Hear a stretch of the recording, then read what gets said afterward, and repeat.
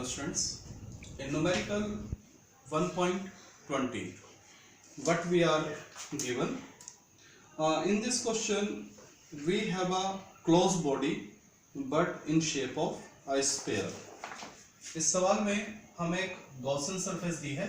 Gaussian surface ये word आपको मिलेगा, गॉसियन सरफेस. गॉसियन सरफेस यानी क्लोज बॉडी. क्लोज बॉडी को ही हम गॉसियन सरफेस बोलते हैं. तो इस न्यूमेरिकल में हमें क्लोज बॉडी दी हुई है. जैसे पिछले न्यूमेरिकल में हमारे पास जो क्लोज बॉडी थी that was in term of cube. इस बार हमारे पास कैसी है? In term of a sphere. तो we have a close body या गॉसियन सरफेस बोले क्लोज बॉडी बोले एक ही बात होती है. ठीक है. और इसका जो रेडियस है the radius of that surface is given 10 centimetre. और हमसे कहा गया है कि इस क्लोज बॉडी के सरफेस से जो फ्लक्स बाहर आता है फाई वो हमें गिवन है.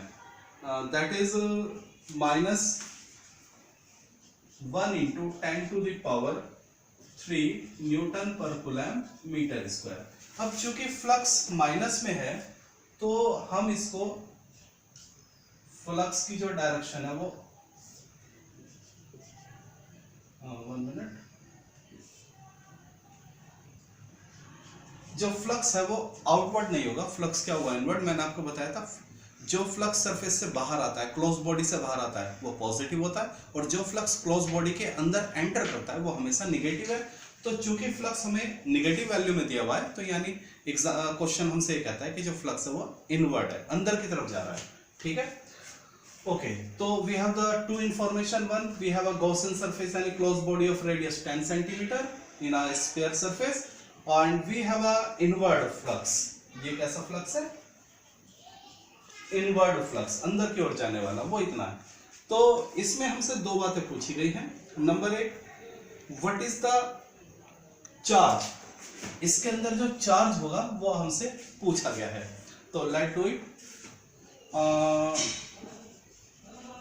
We have flux of a close body या flux of a Gaussian surface is equal to total charge inside the close body upon epsilon naught. And हमसे क्या पूछ लिया है?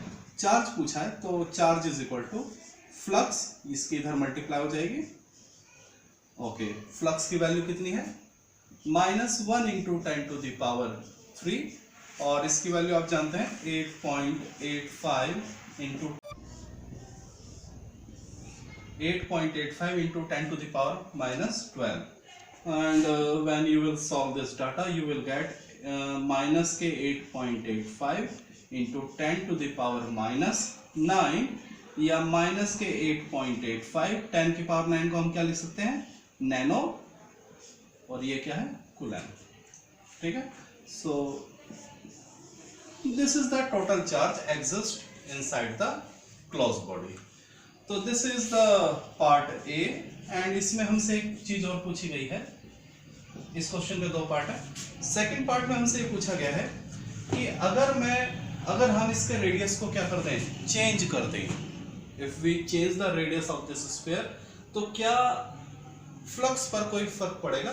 तो आप इस फॉर्मूले को ध्यान से देखिए. किसी भी क्लोज बॉडी का जो फ्लक्स होता है वो केवल दो चीजों पर डिपेंड करता है.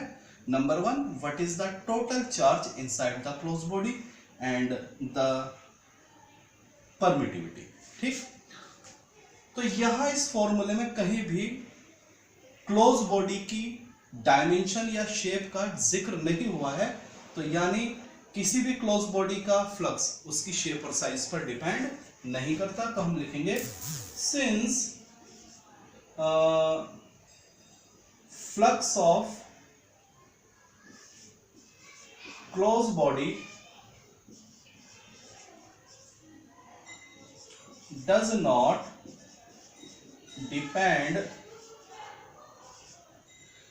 flux of closed body does not depend on the dimension of closed body, hence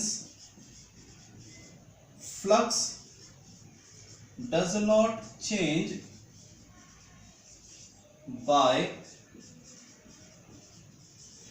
change of